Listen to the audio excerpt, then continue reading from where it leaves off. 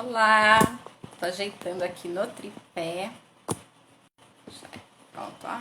Rapidinho. Deixa eu pegar um fone de ouvido aqui. Deixa eu tirar esses cisquinhos da... Aí, agora acho que deu certo. Esperar o pessoal ir chegando.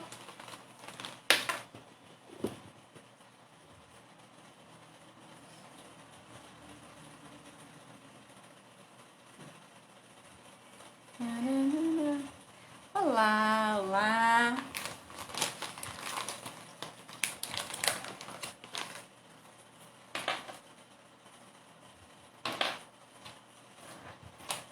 Vou colocar um fonezinho de ouvido aqui. Oi, tá? Tudo bem? Seja bem-vinda. Aqui.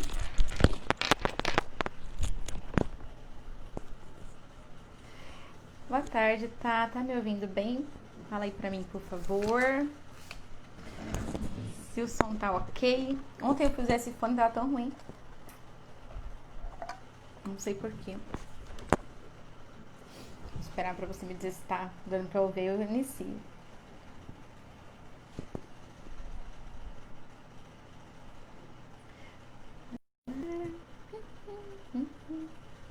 Oi, tudo bem? Seja bem-vinda. Tá dando pra ouvir sim, né? Deixa eu ver aqui.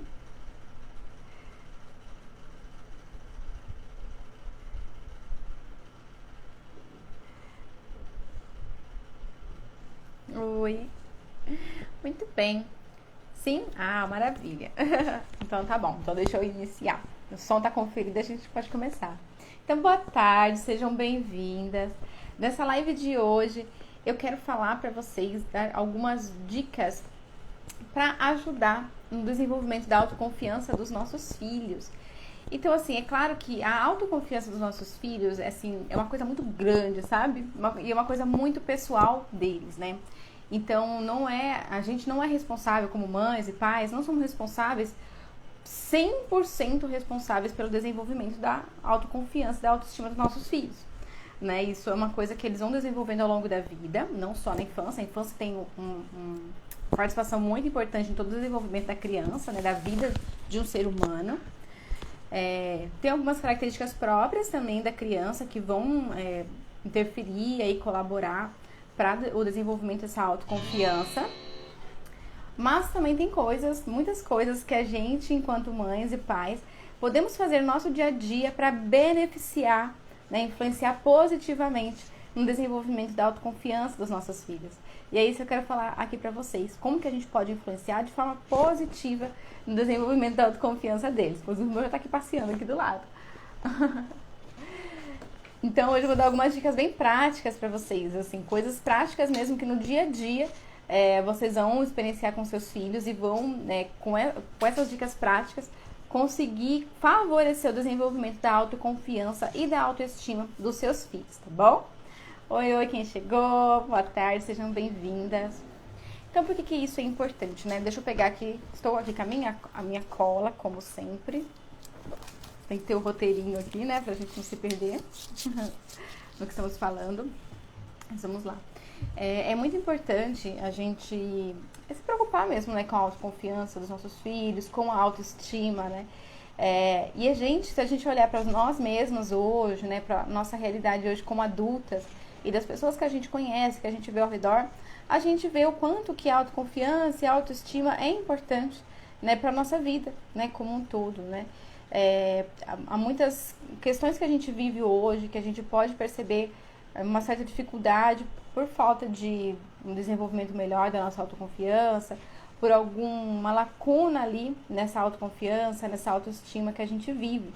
Então, por exemplo, às vezes a gente tem muita dificuldade de tomar decisões hoje em dia, né? Então, fale pra mim se alguém tem esse problema, né? Talvez dificuldade de tomar decisões, dificuldade de lidar com adversidades, situações ruins que acontecem, né? Tem uma dificuldade muito grande de sair daquela situação, né? Daquele estado emocional, né? Quando entra em alguma situação de adversidade. Então, isso está relacionado com a autoconfiança e o desenvolvimento da autoestima, tá bem? Essas dificuldades, às vezes, que a gente vive hoje em dia. Além de outras, né? Estou citando aqui alguns exemplos. Então, o que seria essa autoconfiança para a criança, né? O que significa nossos filhos desenvolverem a autoconfiança deles? Significa eles terem uma imagem positiva sobre si próprios, né? Então, eles se verem de uma forma positiva, acreditarem em si próprios, acreditar no seu poder pessoal, né? Na sua capacidade. E aí, na sua capacidade de realizar tarefas, realizar atividades, né? Sua capacidade de vencer desafios também. Então, para uma criança, um desafio pode ser amarrar o cadarço, pode ser um desafio para uma criança colocar a roupa sozinho, então tirar a roupa sozinho. Então, todas essas coisas que pra gente são tão triviais, para uma criança pequena, né, que está aprendendo todas essas coisas na vida dela, tudo isso são desafios. E quando a criança vence esses desafios, ela se sente capaz. Então, isso também faz parte da autoconfiança dessa criança, né? Ela vê que ela é capaz de realizar esses desafios, de ir vencendo esses desafios, tá bom? Outra coisa importante também que faz parte da autoconfiança é a criança ver, né, perceber que ela consegue influenciar no mundo à sua volta, né? Ou seja, que as suas ações, as suas escolhas têm impacto sobre a vida dela mesma e a vida das outras pessoas, enfim, que ela influencia no mundo, ou seja, o seu poder pessoal, o seu poder de influenciar à sua volta, né? Afinal de contas, ninguém quer sentir que é uma pessoa ali que não faz diferença no mundo. Todos nós queremos fazer diferença no mundo, né? E a criança, o mundo dela é a casa dela, né? Até certa idade, depois vai aumentando isso, né? Ela vai conhecendo, o mundo dela vai se alargando e aí ela vai percebendo essa influência dela no resto do mundo, né? Nesse mundo aumentado, né? Escola e outras relações sociais, assim. Mas a princípio, quando a gente está pensando numa criança menor, o mundo dela, que ela precisa ali sentir que ela é capaz de influenciar, é o mundo de dentro da casa dela, né? Somos nós, os pais, os irmãos, quem está ali envolvido junto com ela, os parentes mais próximos. Somos o mundo dessa criança, bom? E aí entra também a necessidade dessa criança, que é muito importante a gente sempre lembrar, que é a necessidade de se sentir aceito. Então, todos nós, todo ser humano tem a necessidade de se sentir aceito, de se sentir pertencente, né? De sentir que ele é amado por quem ele é, né? De sentir que a pessoa dele é amada da forma como ele é, né? E isso colabora para essa construção da sua imagem de forma positiva, né? Ele se vê de forma positiva, ter uma imagem própria muito positiva, né? Sendo amado da forma como ele é. E aí, qual que é o resultado disso, né? Uma criança que consegue desenvolver, então, essas habilidades, essas capacidades, e consegue perceber tudo isso, e aí tem um bom desenvolvimento da sua autoconfiança, qual que é o resultado disso? É uma melhor socialização, né? Então, você é uma criança que vai conseguir socializar melhor com as outras pessoas. É uma criança também que vai ter uma capacidade de adaptação melhor também no mundo. E também ela vai conseguir reagir melhor às adversidades, né? Então, a gente quer que nossos filhos sejam resilientes também, né? Que eles consigam lidar com as adversidades que viram no mundo, né? Que façam boas escolhas diante das decisões que forem necessárias na vida deles. Então, tudo isso é resultado de uma boa autoconfiança, né? Desse desenvolvimento da autoconfiança dos nossos filhos, tá bom? Tudo bem, se vocês tiverem dúvida, até aí podem falar, tá bom? Olá, quem foi chegando, tudo bem? Quem for chegando, clica aqui no aviãozinho aqui embaixo, ó, para vocês enviarem essa live para outras pessoas, convidarem outras mães para assistir aqui também, tá bom? Para participar aqui com a gente, ok?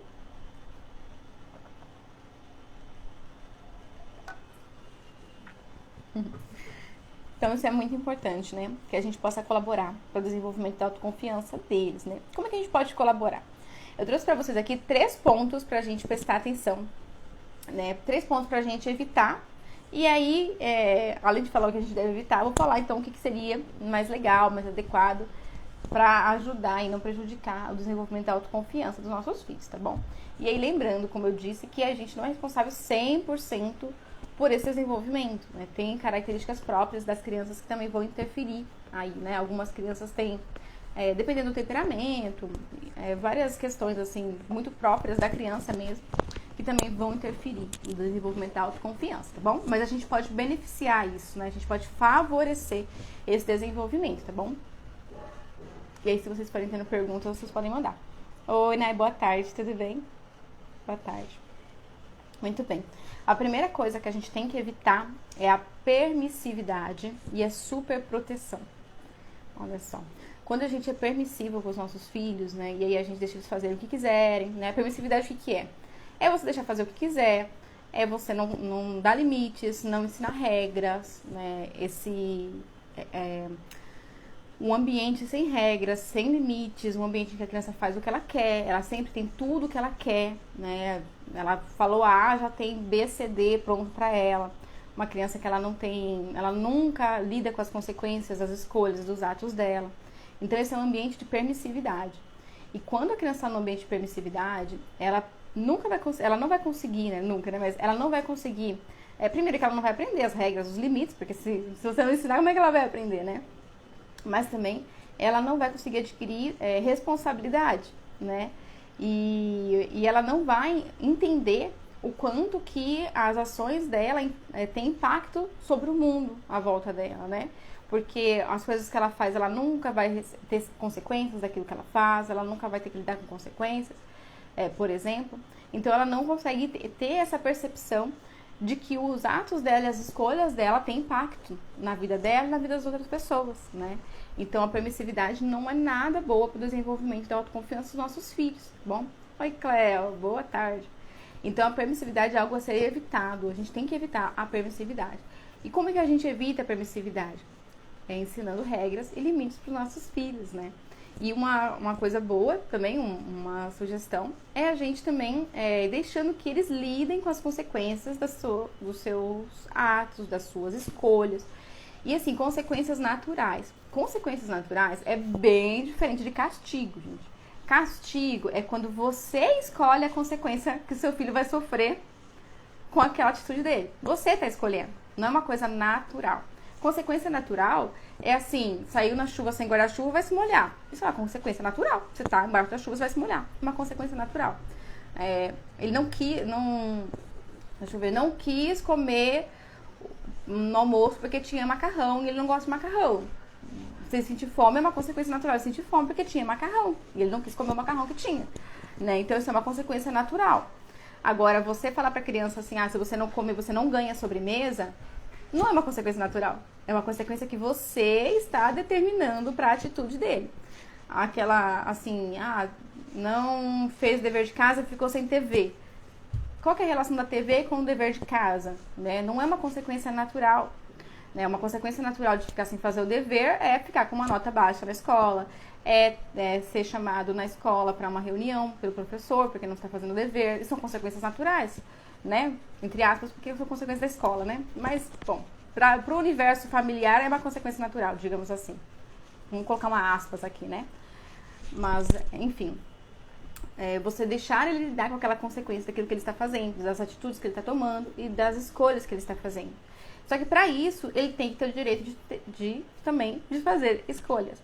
Então, uma ferramenta muito legal aqui para você utilizar com seu filho você dar para ele escolhas limitadas. Então, por exemplo, né, a criança, um exemplo bom aqui para escolhas limitadas é da blusa, né?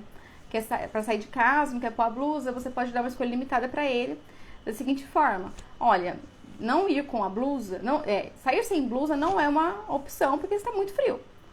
Mas você pode escolher entre a blusa verde ou a roxa. Então você dá uma escolha limitada. Essa escolha limitada é muito legal porque a criança ela sente que ela tem poder de escolha. Então aquela questão dela sentir que ela tem poder, o poder pessoal, que ela pode influenciar no mundo, né, que ela pode tomar decisões. Então isso é importante. Então é legal a gente dar essas escolhas limitadas. E por outro lado, a criança ela vai lidar com aquela escolha que ela tomar. Então, por exemplo, se ela escolheu a verde era uma blusa mais fininha e de repente ela vai sentir frio, ela vai lidar com a consequência de sentir frio, né? Eu sei que esse frio, esse exemplo é meio ruim, porque a gente não vai deixar a criança sentir frio, né? A gente vai acabar pondo no colo, de algum jeito, pra criança não sentir frio, né? Então, é um exemplo até ruim que eu dei, eu acho. Mas é só pra pensar mesmo no exemplo das escolhas limitadas, tá bom? Que cabe bem aí, tá? Se tiver algum exemplo melhor, dê um exemplo aí, que daí eu vou colocando aqui, fale alguma situação que eu vou colocando aqui no exemplo melhor, tá bem? Deixa eu ver o que mais aqui. Outra coisa também, né, como eu falei, da permissividade, da superproteção que a gente tem que evitar. Uma outra coisa que ajuda também aqui a evitar a permissividade e a superproteção é você dar autonomia para a criança. E da autonomia, assim, é deixar a criança fazer as coisas sozinha, né? Entre aspas. Porque também fazer sozinha não significa que você não vai estar perto da criança, por exemplo. Né? Claro que esse sozinha é de acordo com a idade e a maturidade da criança. Então, assim, a autonomia para uma criança de 2 anos é bem diferente de você dar autonomia para um adolescente, né? Que tem outra maturidade, outras coisas que ele é capaz de fazer sozinho, entre aspas, tá bom? Então, adequando aí a idade e a maturidade do seu filho. Mas dar autonomia. Algo que colabora muito para a autonomia das crianças é você deixar as coisas acessíveis. Então, por exemplo, no meu banheiro, meu filho tem o banheiro dele, né? Mas ele quer tomar banho no meu banheiro. Mas tudo bem, ele toma banho aqui no meu banheiro. E aí o que eu fiz para adaptar para ele meu banheiro foi colocar um banquinho no chão. Um banquinho bem baixinho, sabe aquela banquetinha baixinha para criança mesmo? E nesse banquinho eu deixei o sabonete dele, a esponjinha, o buchinho que ele toma banho, o shampoo, o condicionador dele. Então está tudo acessível para que ele possa tomar o banhozinho dele sozinho. Ele sabe tomar o banho dele sozinho, né? Já o que ele tem maturidade para fazer.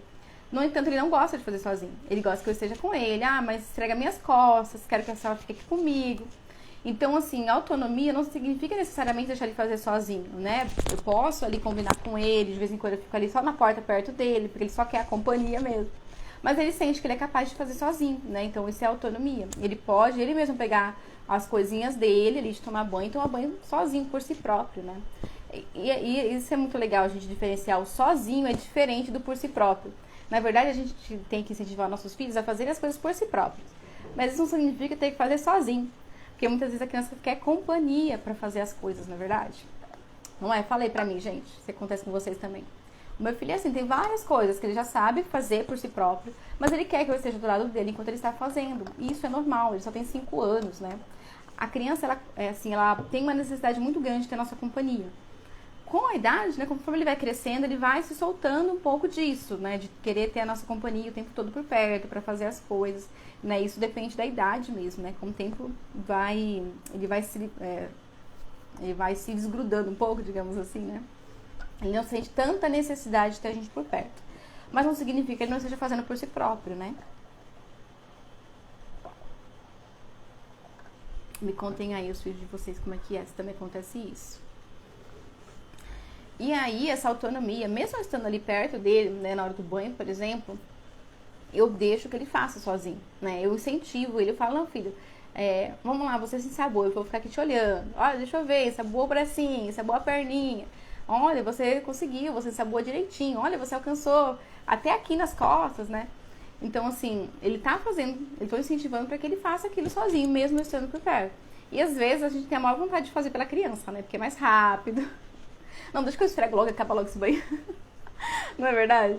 E aí não é legal a gente fazer isso, né? Porque toda vez que você faz uma coisa pela criança, principalmente quando é algo que a criança já sabe fazer sozinha, né? Já sabe fazer por si próprio, a gente acaba minando essa autonomia da criança, sabe?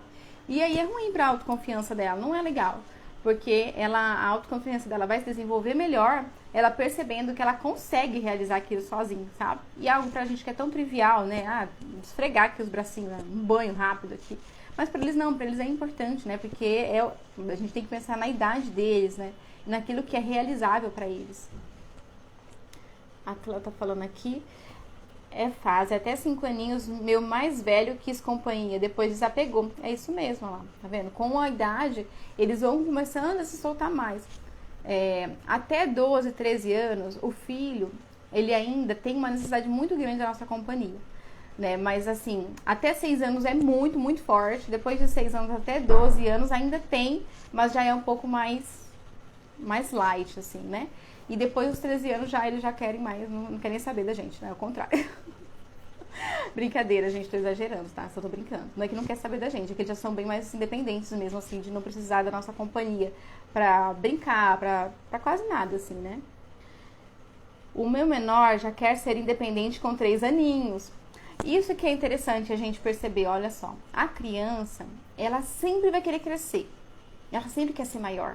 Então, ela sempre quer aprender a fazer aquilo que o adulto faz, aquilo que o irmão mais velho faz. Ela quer aprender aquilo, ela quer fazer sozinha. Ela quer saber fazer, ela quer subir uma coisa para alcançar algo que está no alto. A criança sempre quer crescer, né? Esse desejo dela de autonomia, que na verdade esse querer crescer é isso, é um desejo de autonomia, né? Olha aí como que isso é importante. Ela quer. E às vezes ela pede pra gente fazer junto, ela não quer fazer sozinha, na verdade porque ela não quer estar sozinha fazendo aquilo. E às vezes a gente confunde, né? Então muitas vezes meu filho fala: mamãe, eu quero que a senhora me dê banho. E às vezes a gente, né, eu falo pra ele: mas você sabe tomar banho sozinho. E a questão não é essa, né? Não é que ele não saiba fazer sozinho, ele só não quer estar sozinho, né? Então isso é uma coisa pra gente sempre pensar, né? Quando a criança pedir pra gente fazer, talvez ela só queira, na verdade, a nossa companhia, né? Mas ela é importante pra ela fazer por si própria, tá bom? Meus filhos querem fazer tudo sozinho. Vou ensinar, eles ficam bravos. Aí, tá vendo? É isso, é o desejo de autonomia. Eles sentem que você tá, se você fizer por eles, você vai estar ferindo a autonomia deles. É isso mesmo. Já estão espertos. Muito bem. Então, quando a gente é permissivo e a gente começa a querer fazer tudo por eles, e às vezes a gente faz tudo por eles pra tentar ser mais rápido, né? Deixa que eu ponho logo o sapato, né? Deixa que eu coloco logo a sua roupa, deixa que eu te dou logo o banho, né? Deixa eu dar logo comida na boca, tá demorando demais pra comer, né? Tudo a gente às vezes vai na pressa. Então, uma dica aqui é, no caso, por exemplo, de colocar sapato, colocar roupa, ou mesmo tirar roupa pra tomar banho. Enfim, essas atividades assim, que às vezes a gente quer fazer correndo porque vai sair de casa, enfim, essas coisas. Tenta se organizar para sempre começar um tempo antes, né? Ou avisar a criança para ela começar a se arrumar antes. Talvez acordar mais cedo, se for o caso de ir antes da escola, né? Essas coisas. Porque você dá um tempo maior para a criança realizar aquilo que ela precisa realizar, né? Então aqui um respeito ao tempo da criança, né? Porque aí ela vai ter o tempo dela, né? Sem precisar fazer correndo, né, para ela não se embananar, para ela realmente conseguir concluir aquela tarefa. E quando a criança consegue concluir uma tarefa que para ela é difícil, né, é desafiadora, assim, né? Então, por exemplo, amarrar o cadarço do tênis é uma coisa bem desafiadora para a criança. Quando ela consegue concluir, nossa, para ela é uma grande alegria. Aquilo fortalece muito a autoestima e a autoconfiança dela. Porque ela sente: nossa, eu sou capaz, eu consigo fazer isso. Era difícil, mas eu consigo fazer, eu consigo vencer. E aí uma outra dica também, tem muitas dicas, né, gente? Vão anotando aí, vocês não anotaram que vai esquecer, é muita dica. Uma outra dica também é sempre quando for assim, essas atividades mais desafiadoras para a criança, principalmente quando é uma atividade nova, né? Então, por exemplo, assim, ensinar a colocar o sapato, amarrar o cadarço, né? Eu tô me lembrando dessa porque meu filho tá nessa também, então eu tô sempre lembrando dessa, desse exemplo. Mas uma dica muito importante aqui é a gente dividir em pequenas tarefas, né? Então, ao invés da gente falar pro filho assim: coloca o tênis, né, que já é a tarefa completa, a gente vai falar: vamos colocar a meia, né? Posiciona a meia certinho, porque a meia ela tem todo um, né? A gente acha tão fácil pôr a meia, mas a meia tem todo um paranauê pra você colocar, né? Você tem que virar ela na posição certa. Ela vem dobrada assim, você tem que virar ela. Aí você tem que posicionar ela certo. Aí você tem que dar uma coisadinha assim com ela pra poder o pé entrar, na verdade. Tem todo um passo a passo, na verdade, né? E a gente não para pra pensar no passo a passo. Mas pra criança é importante a gente dividir em pequenos passos. Aí, porque aí, a cada pedacinho que ela vai realizando, ela se sente capaz. Ela sente: eu tô conseguindo fazer, eu tô conseguindo, né? Então, assim, ela vai se sentindo cada vez mais motivada a continuar. Bom, então essas tarefas novas, que são um pouco mais desafiadoras, sempre vai dividindo, assim, em pequenas partezinhas, né? Pra ficar mais fácil da criança conseguir concluir cada uma das etapas, tá bom? Eles mandaram mais alguma coisa? Não?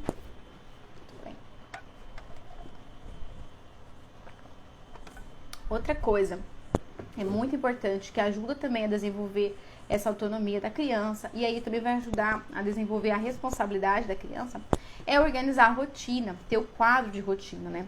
Porque uma vez que você tem um quadro de rotina, a criança, ela aprende a olhar o quadro de rotina, e aí ela vai organizar o seu próprio dia, né? Ela vai fazer as suas atividades do dia sem você precisar mandar. Então ela vai conseguir assumir essa responsabilidade, né? E aqui, de novo, gente, é tudo adequado, né, à idade da criança. Então, pensa na idade da criança. É muito diferente a nossa cobrança de responsabilidade, né, a nossa expectativa de responsabilidade, mesmo com um quadro de rotina, é muito diferente uma criança de 2, 3 anos para um adolescente, né? Então, só o parênteses aqui pra gente nunca esquecer dessa adaptação para a idade. Mas, por exemplo, né, uma criança de 4, 5 anos, ela já consegue, né, depois que ela se acostumou com o quadro de rotina, é claro que não é nos primeiros dias, né? Mas quando ela se acostuma com o quadro de rotina, ela consegue ela mesma olhar lá e falar: agora, depois do almoço, deixa eu ver aqui o que tem depois do almoço. Aqui no meu quadro, depois do almoço, eu faço tal coisa. Então, ela vai assumindo as responsabilidades pelas atividades que ela tem que fazer no dia a dia. Não precisa você ficar toda hora falando: filha, agora é hora de tal coisa. filho, agora é hora de tal coisa, né? Porque aí você que tá assumindo o dia dele, você que tem que lembrar ele de tudo. E quando ele tem o quadro de rotina, não, ele tem essa ferramenta para ele conseguir assumir essa responsabilidade, né, aos pouquinhos, com relação às atividades que ele precisa realizar durante o dia, tá bom? Então, o quadro de rotina é uma ótima ferramenta que beneficia muito na autonomia da criança, na responsabilidade e também na autoconfiança, né, que tá tudo aí envolvido aí no desenvolvimento da autoconfiança, tá bom? Quem aqui tem quadro de rotina? Vão me falando. Deixa eu ver aqui que a Flá perguntou. Qual a idade da criança colocar roupa sozinho? Meu caçulo de 2 anos e meio já sabe tirar a roupa faz tempo, mas colocar ainda não. Só sabe colocar chinelo ou tênis. 2 anos e meio, 3 anos, 4, assim, ele já consegue. Algumas peças são um pouco mais difíceis, né? O meu com 5 anos, ele ainda se embola um pouco com o short, porque dá aquela emboladinha no elástico, a cuequinha. Então, assim, ele até sabe fazer, mas tem alguns detalhezinhos ali que ele tá se adaptando ainda, né? Então, é essa idade mesmo, entre 2,5 até uns 4 anos, 5 anos, ele consegue aprender, tá bom? E aí, essa dica de ir dividindo em pequenas partes é muito bom pra isso, né? Então, por exemplo, você fala assim pra ele, ó, coloca uma perna na calça, coloca outra perna, coloca um braço da camisa. A camiseta é uma coisa muito difícil, né, pra criança colocar. Mas você pode, né, ó, coloca a cabeça. Vamos lá, agora você coloca um braço, a mamãe te ajuda com o outro braço. E assim ele vai aos poucos fazendo cada etapa, sozinho, né? Bom. Ok, obrigada. E aí, gente, quem que já tem o quadro de rotina em casa? Vão me contando. E olha só, o quadro de rotina, gente, ele não é o quadro de recompensas, hein? Não vão confundir. O quadro de recompensas é aquele que você coloca uma estrelinha, um sorrisinho quando a criança completa a tarefa, né? Tem algum brindezinho, algum presentinho lá, depois... Aí tem algumas famílias que fazem assim, a criança depois ela ganha uma moeda, ela ganha um presente no final da semana, se ela cumprir todas as atividades durante a semana, né? Tiver todas as estrelinhas no quadro de recompensa. Isso é quadro de recompensa, que eu não recomendo.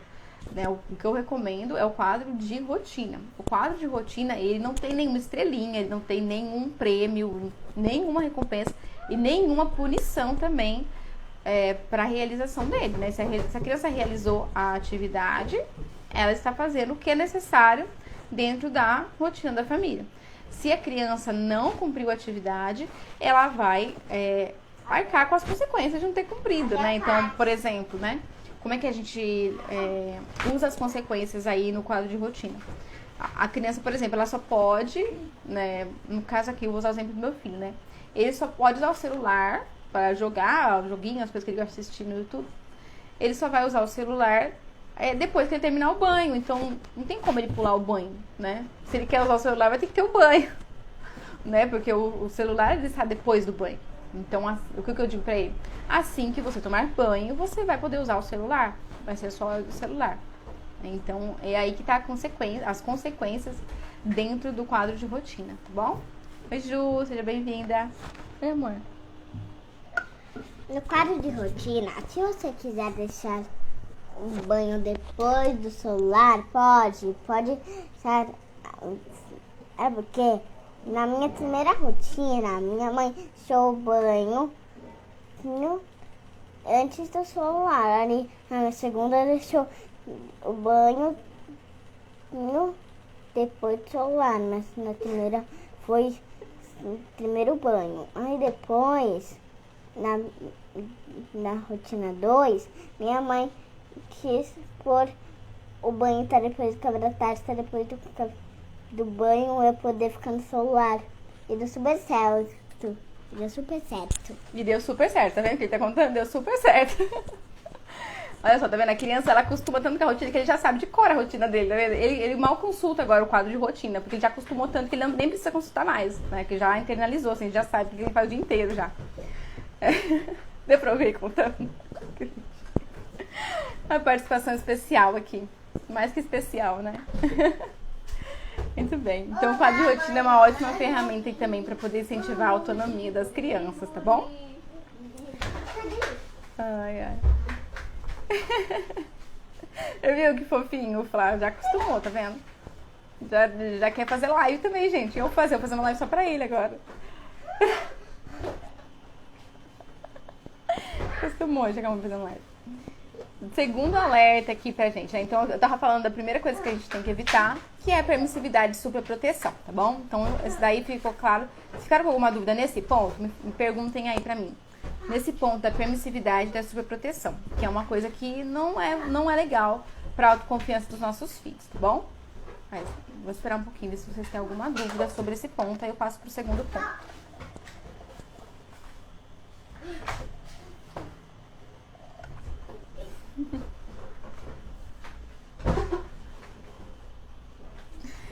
Tomara que meus filhos se acostumem com o quadro de rotina. Vai sim. Lá, é a Flávia, né? Flávia, você começou a colocar agora o quadro de rotina pra eles? Como é que é? Me conta. Me conta pra te dar uma dica. Acostuma, gente. É uma coisa assim, o principal é a gente ter muita persistência e não desistir da dificuldade, né? Porque não é... Quando a gente coloca uma mudança, né? A gente chega assim com um quadro de rotina. É uma mudança, né? Muitas vezes é uma mudança na nossa família, na nossa rotina, na nossa vida, na vida dos nossos filhos. Quando você chega com uma coisa nova, sempre é difícil no começo, né? Porque as pessoas têm que se adaptar àquela coisa nova. Então, não é assim, a criança, às vezes no começo ela até se empolga, fala, ai, que legal, tal, vamos, e depois vai dando uma desanimada. Então, a gente tem que ter persistência, né? Se a gente desistir por causa da dificuldade, do obstáculo que vai aparecendo, né? Aí a gente não vai conseguir mesmo, então tem que ter persistência, tá bom?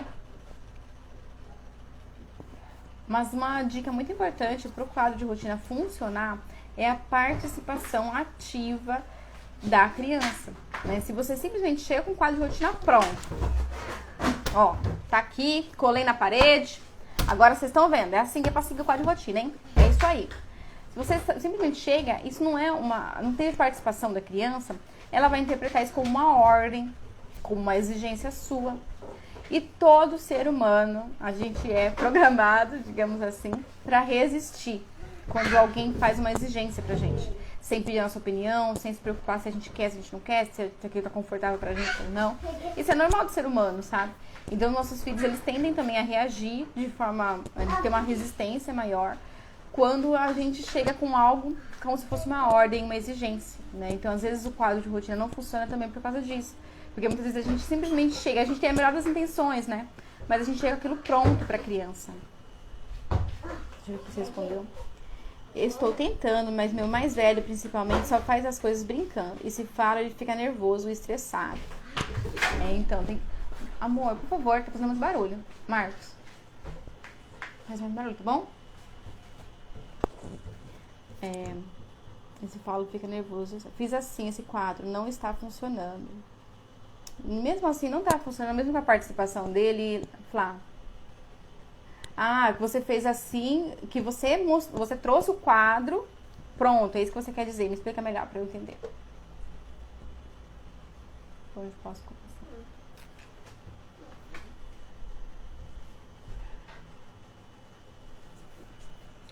Então, é muito importante a gente ter a participação da criança. Por quê? Todos os combinados, né? Aqui é uma dica até para combinados, de forma geral. Todos os combinados que a gente quer fazer com os filhos, eles têm que participar do combinado, né? Porque muitas vezes a gente faz isso. A gente chega e fala, ó, então é isso, tá combinado, né? E aí a criança, ela, não, posso dar combinado, mas foi você que decidiu, entendeu? Não teve uma participação da criança. Então, o que você pode fazer, Flávia, é sentar com ele e falar, olha, filha, eu tô vendo que o quadro não tá funcionando, né? O quadro de rotina. O que você acha de a gente fazer um juntos? E aí vocês fazem juntos. E aí você vai ouvir a opinião dele, né? E vocês vão conversando, negociando, para que vocês tomem decisões que vão ser viáveis e respeitosas para todo mundo. Desculpa.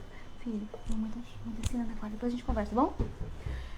Então, você vai chegar em conclusões, né, em decisões combinadas realmente nesse quadro de rotina que vão ser viáveis para todo mundo, né? Então, porque às vezes, por exemplo, pode ser que ele ache que fica melhor para ele tomar banho à noite antes de dormir e você colocou o banho, sei lá, depois do almoço. Então, assim, vá ouvindo ele para saber o que ele acharia melhor ali, o que ele gostaria de modificar. Às vezes ele nem quer modificar nada, mas só de você chamar ele para conversa junto, para vocês decidirem junto, ele vai se sentir menos atingido na sua autonomia, no seu direito de escolha, no seu poder pessoal. Lembra que eu falei lá atrás que esse poder pessoal é muito importante para a autoconfiança. Então, quando a gente não permite que a gente escolha, a gente se sente atingido nesse poder pessoal, né? Nossa, eu não influencio no mundo à minha volta, né? Eu não tenho poder de escolha, né? Então, por isso que muitas vezes reagem, tá bom? Então, tenta fazer isso, tá? Conversar com ele, tá bom? Mas eu vou ter uma novidade pra vocês semana que vem que vai ajudar também. Fiquem de olho, tá? Não vou adiantar hoje não, mas semana que vem eu vou ter uma novidade pra vocês que vai te ajudar nessa questão do quadro de rotina, viu? Muito bem. Deixa eu passar agora pro segundo ponto, então. Se tiverem mais perguntas, podem ir mandando, tá? Filho, fica ali do outro lado, por favor. Hoje ele tá querendo participar mesmo da live, né? E deu risada ainda. Ô filho, mas sem aqui em cima da mamãe, tá bom? Tá brincando com o bichinho. O segundo ponto pra gente prestar atenção, pra gente evitar, são os rótulos, né? Aqui é o cuidado, na verdade, com os elogios e as broncas, né? Os nossos elogios e as nossas broncas. Então, aqui é o cuidado com o rótulo. Então, muito cuidado para não rotular o seu filho. O que é o rótulo? É quando você fala que ele é alguma coisa. E aí, tanto pode ser negativo como positivo, os dois não são bons, né? Não são coisas legais para a autoconfiança do seu filho. Então, por exemplo, um rótulo negativo. É como você é teimoso, você é muito bravo, você é muito agitado, né? Ou às vezes você não fala pra ele, mas você fala pra outra pessoa e ele tá ouvindo. Ai, fulano é muito agitado. Ai, fulano é teimoso. Fulano dá trabalho. Fulano é bravo, é briguento. Tudo isso são rótulos. Quando você fala você é alguma coisa, você tá colocando um rótulo nele. É como se ele não pudesse, ele é aquilo. Ele não pode ser outra coisa, ele é aquilo. E a nossa voz materna, ela tem um poder muito forte. Então, se você diz pro seu filho que ele é teimoso, ele vai entrar no rótulo, ele vai vestir essa camisa do teimoso, porque ele dá ouvido ao que você está falando, né? A gente, adulto, a gente nomeia o mundo para a criança. A gente diz para ela quais são as verdades, o que existe no mundo. É a gente que fala para ela que isso aqui é um copo. A gente nomeia o mundo para ela. Então, o que a gente fala sobre a criança vai influenciar muito na imagem que ela vai ter de si própria, do seu valor próprio, né, das suas características próprias.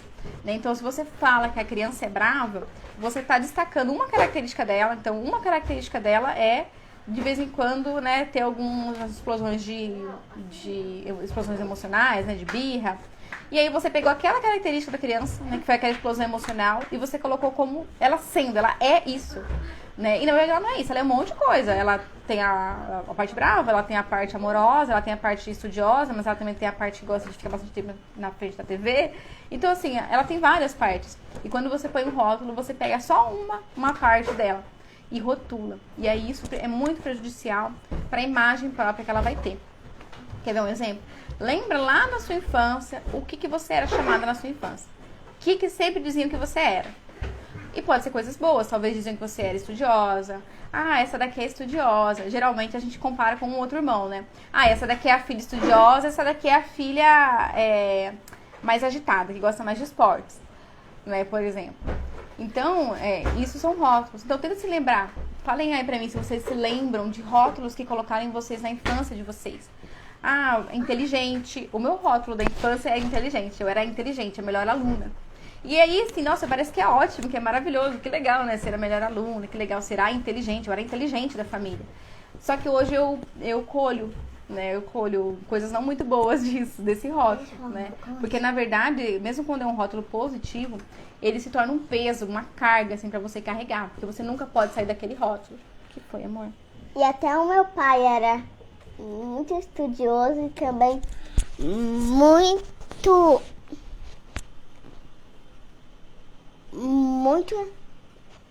inteligente para aprender a fazer o trabalho dele.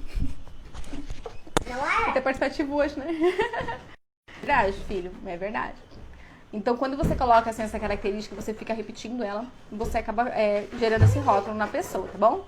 E contem aí, eu quero saber os rótulos que vocês tiveram também na infância. O meu era esse, o da inteligente. E aí vira esse peso, essa carga de, nossa, eu tenho que ser a melhor aluna, eu tenho que tirar 10 sempre. E aí, a gente acaba, nesse caso do rótulo da inteligente, da melhor aluno, né, tal, você acaba se cobrando muito de sempre ter o melhor resultado em tudo. E assim, a gente não controla isso na vida. Nem sempre você vai ter o 10, né? Não tem como. Assim, é irreal, é uma expectativa irreal. E aí isso traz muito sofrimento. Porque aí quando você não alcança aquele 10, quando você não alcança aquele resultado maravilhoso que você esperava, gigantesco, você sente um fracasso. Né? Então é isso que eu sinto hoje, né? Essas são as consequências que eu lido hoje por causa desses rótulos que eu tive na minha infância. As pessoas que me colocaram nesse rótulo tinham a melhor das intenções, né? Elas não sabiam.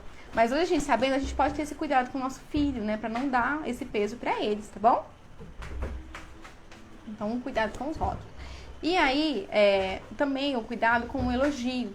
Sempre que você for elogiar o seu filho, né? Algo que ele fez de bom, elogie sempre o comportamento dele e o processo, né? Então, assim, não direcione o elogio à pessoa dele. Tipo assim, você é um bom menino, você é inteligente, né? Esses elogios assim. Você pode dizer, olha, isso que você fez foi gentil, né? Isso que você fez foi muito legal, foi muito bom o que você fez. Então, você está elogiando o comportamento dele, certo? E quando crianças querem uma coisa e não dá pra comprar, é só você sair daquele lugar, pensar em outras coisas. Tipo, você quer ir no parquinho? Quer ir no parquinho? Hoje vamos ter muita participação, vocês estão vendo, né? Estão gostando da participação do Marcos? Gente, aperta o coração, quem tá gostando da participação do Marcos aí, aperta o coraçãozinho. Eu vou falar pra eles, vocês apertaram, hein? Olha só. A mamãe tá gostando então, da participação da mamãe? Uhum. A senhora tá gostando da sua participação. Muito bem. E aí, a gente sempre, então, elogiar o comportamento e não a criança em si. Não direcionar o elogio pra ela, mas sempre pro comportamento dela, tá bom? E que aí a gente valida pra criança aquele bom comportamento, que a gente quer que se repita, né? Então é bom a gente reforçar que aquele comportamento dela tá sendo positivo, mas sem a gente colocar esse elogio nela, né? Numa característica dela, pra não virar realmente um rótulo, tá bom? E aí também tentar não focar apenas nos resultados. Então, por exemplo, parabéns, você tirou um 10, né? Como você é inteligente. Então, aí você está só pensando no resultado, no 10, né? Então, elogie o processo, né? Então, nossa, que legal, você tirou 10, nossa, eu vi o quanto você estudou. Parabéns por você ter se dedicado, eu vi que você estava estudando. Então, aí você está valorizando todo o processo que ela fez para ter aquele resultado. Então, isso é muito importante também, tá bom? Tudo bem? Vocês têm dúvidas sobre esse segundo ponto? Oi, Kênia. Tudo bem, querida? Seja bem-vinda.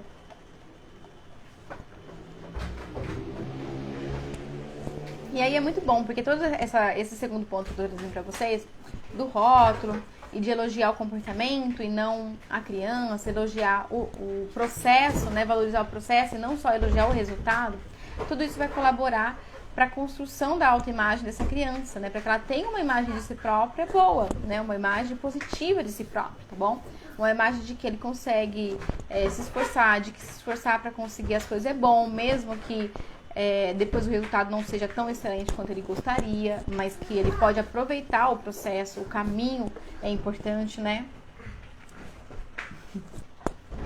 Bem, então isso é muito importante para essa imagem pessoal deles, tá bom? Como eu que gosto de esporte. Você gosta de esportes? Sim. Muito bem. Não tem dúvidas, eu vou passar pro terceiro ponto, então. Filho, faz um pouquinho menos de barulho, por favor. Filho, escutou? Assim. Isso, tá bom assim. Ponto número 3, pra gente tomar cuidado, pra gente evitar, são as exigências e críticas excessivas. Né? Então, a gente tem que tomar cuidado com as nossas exigências excessivas para os filhos, né? E críticas também, principalmente diante dos erros deles, né? Então, quando a criança comete um erro, seja intencional ou sem querer, enfim, qualquer erro que ela cometa, ou um mau comportamento, a gente tomar cuidado com as críticas. Muitas vezes a gente está nervosa ali naquele momento, e a gente acaba falando coisas pesadas para a criança, né? A gente acaba passando ali um tom acusativo, acusatório para a criança, naquela nossa fala, quando a gente quer corrigir um erro da criança. Então, assim, se você for corrigir um erro do seu filho e nesse momento você está nervosa, você está percebendo que você não está no seu melhor momento, né, que você vai acabar falando palavras duras, então espera. A gente tem uma mania, né, de achar que a gente tem que corrigir as coisas ali na hora, a gente tem que falar na hora. E não necessariamente. Na hora que a criança está tendo um mau comportamento, você tem que garantir a segurança, né? A prioridade é isso, é garantir a segurança, a integridade física, né? O que você tá fazendo aqui? Tá fazendo barulho. Garantir a integridade física da criança, garantir que ela não vai se machucar, por exemplo, garantir que ela não vai machucar outra pessoa, que não vai quebrar as coisas, né? Ali você vai cuidar disso, né? Da segurança, da integridade física, da criança, dos objetos, enfim, é isso. Corrigir o mau comportamento, ensinar a criança, né, que ela deveria se comportar de outra forma, faça isso no momento em que você estiver calma para fazer isso, né? Porque aí você vai conseguir realmente conversar com essa criança de uma forma que ela vai conseguir, que seria aqui o segundo passo aqui dentro dessa questão da correção, que seria o segundo passo aqui nessa correção, que é você ajudar a criança a pensar em soluções para o erro dela. Né? Porque acontece, quando a gente foca apenas em corrigir a criança, né, corrigir o mau comportamento e ali punir ela por aquele mau comportamento, dar um castigo, né, alguma forma para ela se arrepender do que ela fez, a gente só está focando no erro. E a partir daí a gente não tem crescimento da criança. A criança não cresce dessa forma. Né? Não melhora, não é bom para a autoconfiança dela, para a imagem pessoal dela, para a autoestima dela. Não é bom, porque ela não está saindo do erro. Ela está só ali presa no erro. Né? Então, ali a gente só consegue causar culpa, vergonha, né? Muitas vezes ressentimento na criança, né? E outras consequências que a criança vai ter ali de sentimentos ruins, sentimentos conflitantes, por causa da correção que a gente está fazendo. Então, o que a gente tem que fazer quando nossos filhos erram é ensiná-los a se comportar melhor, né? E a gente faz isso motivando eles a pensarem em soluções. Então, assim, ele errou. Como ele pode fazer para solucionar aquele erro? Ou então para reparar, né? Algumas coisas não tem solução, mas tem reparação. Né? Então, por exemplo, bateu. Não tem como solucionar. Já bateu, não tem o que solucionar. Mas ele pode reparar. Como ele pode reparar? De repente fazendo um carinho, de repente pegando um copo de água para aquela outra criança que está chorando porque ele bateu nela, né? Há várias formas de reparação. Que não é só o pedir desculpas. Muitas vezes a gente foca muito então pede desculpa. Mas a criança ela pode pensar em outras formas de reparação. Tá bom? Então, sempre incentive, quando seu filho errar, a pensar em formas de reparação e encontrar soluções para o erro. Assim, a gente corrige o erro, né? Mas não fica parado no erro, né? E aí, se você, naquele momento que seu filho está ali cometendo um erro, um mau comportamento, você não consegue ter essa conversa mais calma com ele porque você está nervosa, então apenas foque, né? Como eu disse, em garantir a segurança de todos, né? Se for preciso tirar a criança do local ou você sair do local, enfim, garantir a segurança e deixa para essa correção, essa conversa, né, em que você vai ajudar ele a chegar numa solução, a chegar numa reparação, deixa ela para um outro momento, em que você vai estar mais calma e aí você não vai usar palavras duras, não vai usar palavras pesadas, né, para essa criança. E também a criança vai estar mais calma, né, porque muitas vezes ali na hora do mau comportamento, na hora que ela está tendo uma birra ou que ela está nervosa, batendo em alguém, ou enfim, né, o que for ali o mau comportamento que ela está tendo, ela mesma também não vai ter condições de aprender nada, de conversar, de pensar numa solução, porque ela também está com sentimentos conflitantes naquele momento, né, com raiva, frustrada, nervosa, aborrecida. Né? Então, a gente não precisa fazer tudo na hora, resolver a situação ali na hora, sabe? A gente pode só cuidar ali naquele momento da segurança e depois ter uma conversa melhor com a criança. E aí sempre focando nisso, na solução e na reparação. Senão a gente fica só ali martelando o erro, olha o que você fez, você é assim, você é assado, você é teimoso, você sempre faz isso. Então a gente fica só martelando o erro e acusando a criança. E aí isso não é legal para a autoconfiança dela. Por quê? Pensa bem, a criança acaba crescendo com uma perspectiva do erro, que o erro é uma coisa assim inaceitável. Ele não pode errar, né? Que quando ele erra, ele é uma pessoa terrível, a pior pessoa do mundo quando ele erra, né? Só que aí tem um problema quando a criança cresce com essa perspectiva, é que todo mundo erra, né? A gente é humano, todo mundo erra. Então, não importa o que a gente fizer na nossa vida para nossos filhos, eles vão ter os erros deles, né? Assim como a gente tem os nossos. né? Isso faz parte da vida, todo mundo erra. E o que a gente tem que aprender com o erro é exatamente aprender com o erro, né? Usar o erro para o aprendizado. Então, o erro, ele nos ensina o que a gente não deve fazer, ele nos faz ver as consequências daquilo, das nossas atitudes, né? O erro, ele traz isso pra gente. E, a partir do erro, a gente pode pensar em soluções e em reparação, certo? Deixa eu ver aqui que mandaram aqui. Lê, meu mais velho não aceita o que ensino para ele. Tipo, quando corrijo ele de algo que ele está fazendo errado, ele não aceita. Só faz do jeito que ele quer, da maneira dele. Eu ensino, eu corrijo, eu mostro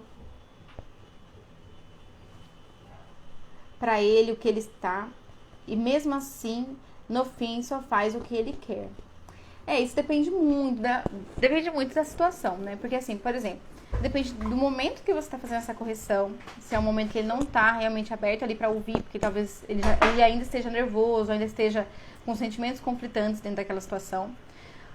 Outra possibilidade, assim, várias possibilidades. Você tem que olhar a situação, né, como um todo para entender o que acontece nessa situação, tá bom? Não tem uma resposta só para isso, né? Outra coisa pode ser o jeito que você está falando. Por que acontece, né? E assim, eu sei que com a maior boa vontade, tá bom? São detalhes que a gente não sabe, mas que fazem diferença depois que a gente sabe, tá bom? Então, muitas vezes, quando a gente vai falar alguma coisa pra outra pessoa, a gente acusa. O jeito que às vezes a gente não quer, a gente não tem intenção de acusar. Mas o jeito que a gente fala, chega no ouvido da outra pessoa como uma acusação, né? E aí, é importante a gente fazer o quê? Como a gente pode fazer pra não ficar assim, parecendo que é uma acusação? É sempre a gente mostrar pra pessoa por que a gente tá falando aquilo? Por que aquilo é importante pra gente? Então, você não vai falar da pessoa, você vai falar de você. Então, olha, filho, primeiro você faz uma observação sem julgamento. Filho, eu tô vendo que você fez tal coisa. Eu observei que você fez tal coisa. Por exemplo, olha, eu observei que o seu quarto tá tudo fora do lugar. Os brinquedos estão pro chão, as roupas estão jogadas na cama. Então, eu observei isso. Até aí não tem nenhum julgamento. Você não falou que foi ele que bagunçou, você não falou que ele é bagunceiro, você não falou que, nossa, esse quarto é uma zona. Você não fez nenhuma acusação. Você só fez uma observação, né? Olha, eu observei que seu quarto, as roupas estão em cima da cama, a toalha molhada tá na cabeceira da cama ainda, os sapatos não estão guardados. Você fez uma observação pra criança. E aí você fala, pra mim, né, você vai colocar você na história. Pra mim é importante que você guarde as coisas do seu quarto, né, que coloque as coisas no lugar, guarde o sapato, por exemplo, na sapateira, tal. Pra mim é importante, porque assim eu vejo o seu quarto arrumado e não acaba sobrando pra mim. Porque quando você não faz a sua parte aqui no quarto, quando você não guarda essas coisas, eu não consigo conviver com isso fora do lugar e eu vou ter que arrumar. E aí pra mim é muito cansativo, fica desgastante pra mim ter que ficar arrumando. Então, assim, eu tô dando um exemplo aqui, né? Não sei se é essa situação que você tá vivendo. E não fale palavrão na hora que for falar para a criança arrumar o quarto. Ouviu? Sem falar palavrão. Então, você traz pra ele, por que você tá falando isso, né? Porque muitas vezes é uma coisa que pra você é importante, pra ele não. Pra ele tá bom o quarto do jeito que tá, sabe? Então, é importante que você diga pra ele por que pra você é importante, por que você tá falando aquilo pra ele. E aí, assim, sem julgar ele, sem demonstrar nenhum julgamento por ele, nenhuma acusação pra ele, entendeu? É assim que a pessoa consegue realmente abrir o ouvido pra ouvir o que você tem pra dizer. Porque muitas vezes a gente já chega falando pra pessoa, olha, você fez isso, você fez aquilo. Então, procura fazer isso, uma observação, sem julgamento, e aí falar como você se sente com relação àquilo e qual é a sua necessidade. Olha, é necessário pra mim, é muito importante pra mim ver a casa assim, organizada, sabe? Com as coisas no lugar, né? Que os sapatos estejam na sapateira. É importante pra mim ver a casa organizada, né? Eu tenho essa necessidade de ver a casa organizada, né? Um exemplo, tá bom? Então, tenta encaixar, pensar dessa forma, tá bem? Deixa eu ver o que mais que mandaram aqui.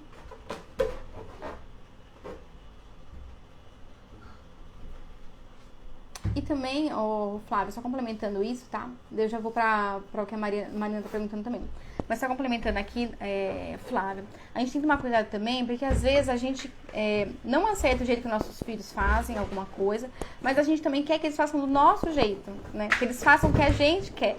E aí é uma disputa, assim, de poder, sabe? Então, assim, ele quer fazer o que ele quer e você quer que ele faça o que você quer.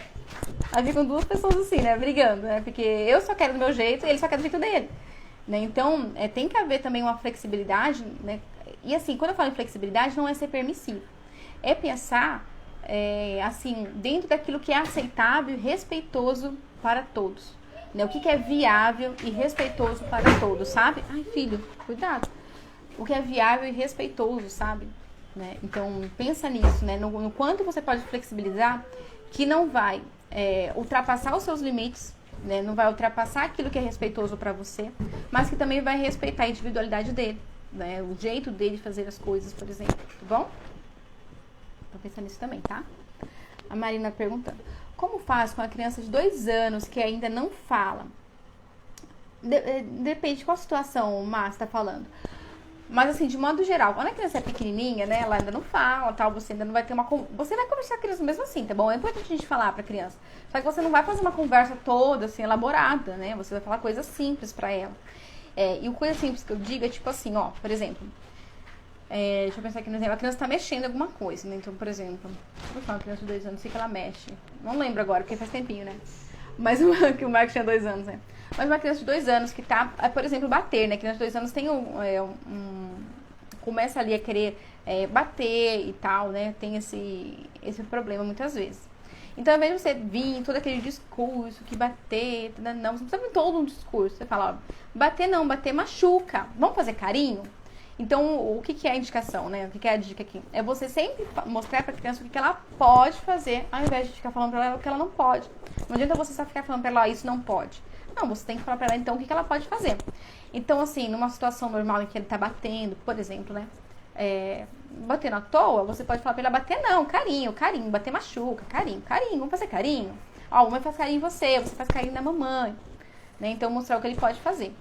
Ou então tentar redirecionar o foco dele também. Então, se ele tá mexendo aqui numa coisa que não pode, leva ele para outro local, que tem outra coisa que ele possa se interessar, para ele tirar o foco daquilo que ele não pode fazer, tá bom? Mas me fala qual que é a situação específica que você tá falando, que eu dou exemplos melhores. a Flávia tá falando aqui, né? Isso mesmo, lindo. Nunca, jamais fale palavrão. Obrigado pela dica, gatinho. Ô, Marcos, a Flávia agradeceu a sua dica, viu? É legal, gente, porque às vezes eu tô escutando áudio de alguma dica, ou tô vendo algum vídeo, alguma coisa assim, né, falando sobre pais e tal. E ele fala, nossa, mamãe, que horror, né? Tem alguém tá falando assim, olha, não bata na criança, alguma coisa assim, né? E aí ele presta atenção, depois ele me fala, ai, mamãe, fiquei com medo. Ele tá sempre prestando atenção em tudo, né? Vocês estão vendo, né, que ele presta atenção. Ele tá brincando, mas o ouvido tá aqui, ó. Não é? Viu, gente? Fiquem atentos, que as crianças prestam atenção em tudo que a gente fala. A gente acha que estão brincando, estão prestando atenção em tudo, viu? Por isso que eu digo também, do rótulo, voltando lá na questão do rótulo, só um parênteses aqui. Às vezes a gente não fala pra criança, você é teimoso, mas a gente fala dela pra outras pessoas. Ai, fulano, nossa, é difícil, porque fulano é teimoso, viu? E aí a criança tá ali brincando, você acha que a criança não tá nem prestando atenção. E na verdade ele tá prestando atenção. Ele tá ouvindo você falar que ele é teimoso. E como eu disse, a nossa voz tem muito poder. E a criança assume aquele rótulo. Viu? E isso é bem ruim pra autoimagem dele, tá bom? E não é consciente, sabe? Tipo assim, não, então agora eu vou ser teimoso. Me chamaram de teimoso, agora eu vou ser teimoso. Não é consciente. É inconsciente, na verdade, que ele vai acabar assumindo esses papéis. Tá bom?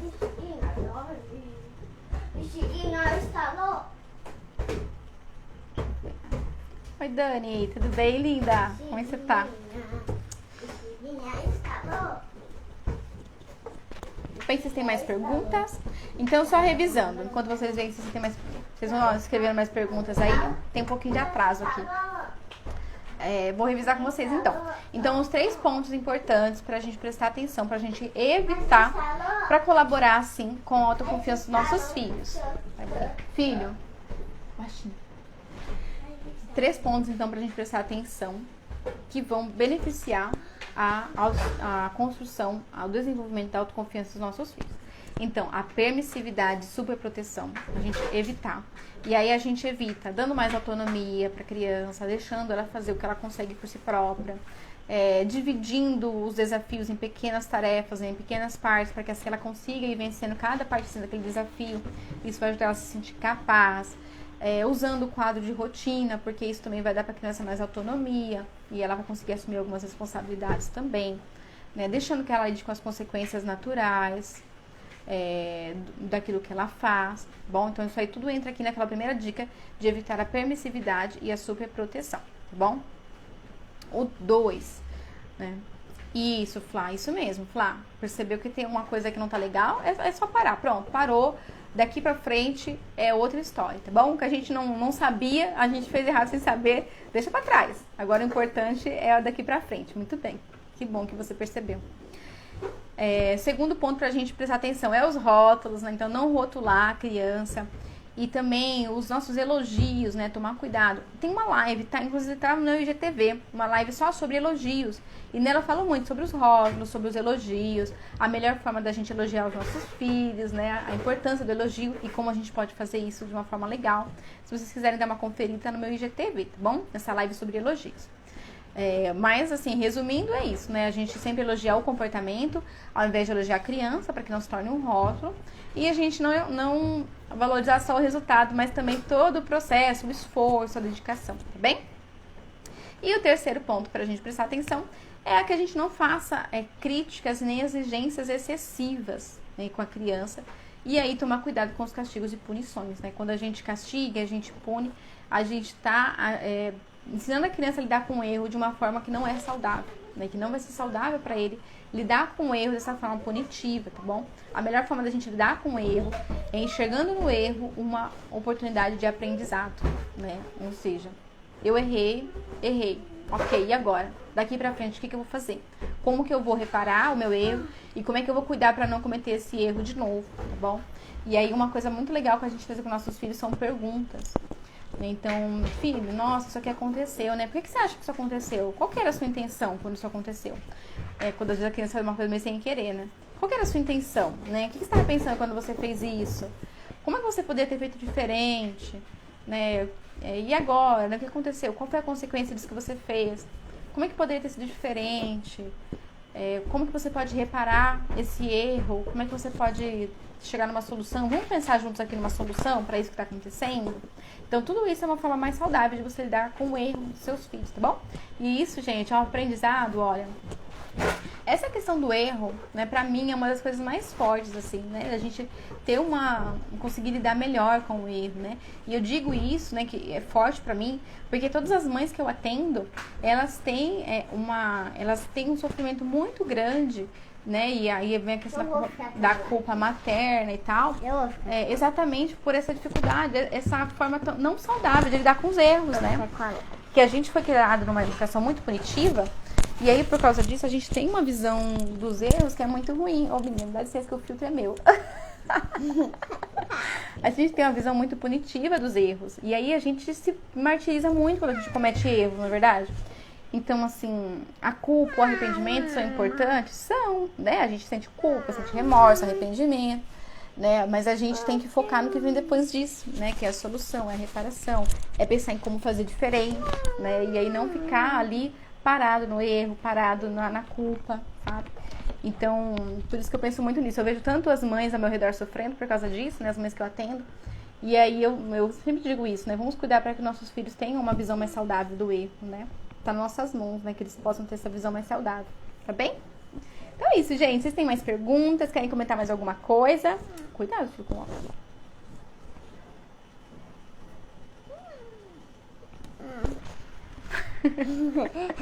Participação especial hoje.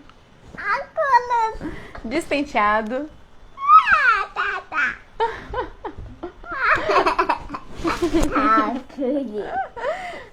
Manda um beijo, pessoal, então. Fala tchau, gente. Tchau, gente. Carinha chorando. Olha, gente, eu vou depois baixar essa live e vou deixar disponível 24 horas para quem está na lista VIP, tá bom? Vou mandar lá na lista VIP para vocês, lá no WhatsApp de vocês, a gravação da live. Para quem não conseguiu ver, ouviu só um pedaço, né? Aí tem a oportunidade de rever. Aí eu vou subir pro YouTube e lá depois eu mando o link do YouTube para vocês, tá bom? Vai ficar disponível por 24 horas, tá bom? Essa live, ela faz parte daquele quadro novo que eu tô fazendo agora toda semana, que é o Momento da Mamãe. Que é esse momento aqui pra gente estar junto, a gente conversar, né? A gente buscar aqui coisas que vão ajudar o nosso maternar, que vão ajudar a gente a lidar com os desafios dos nossos filhos, né? Então esse que é o momento nosso, né? A gente nunca para na semana inteira pra fazer uma coisa pra gente, né? Então aqui, ó, quarta-feira, 3 horas da tarde, vocês marquem aí, não pode esquecer que é o nosso momento aqui, tá bom? Quarta-feira que vem tem mais, o mesmo horário, o mesmo bate-canal e o mesmo bate-horário. Ai, Flávia, obrigada, Flávia. Hoje teve participação especial, vocês viram só que gostoso? Ai, ai. Um beijo, gente. Fiquem com Deus. Espero vocês quarta-feira que vem, hein? Não esqueçam. É aqui.